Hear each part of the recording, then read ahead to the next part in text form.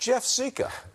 No, I'm going to say no, it is not sustainable, and here's the reason. Yes, tax cuts really inspired consumers to go out and spend their money, but what we have coming up is we have the very clear potential of a trade war, which is going to ultimately affect the consumer.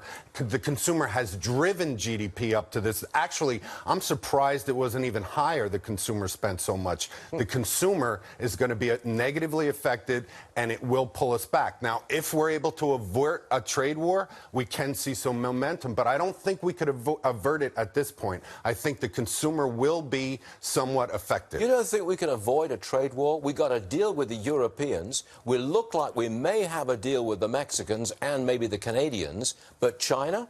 China is the issue. I don't think Europe, of course, Europe has been wounded for years. They had to comply. You think there's a trade war with China? Yes, I believe China is we going. We can't resolve this?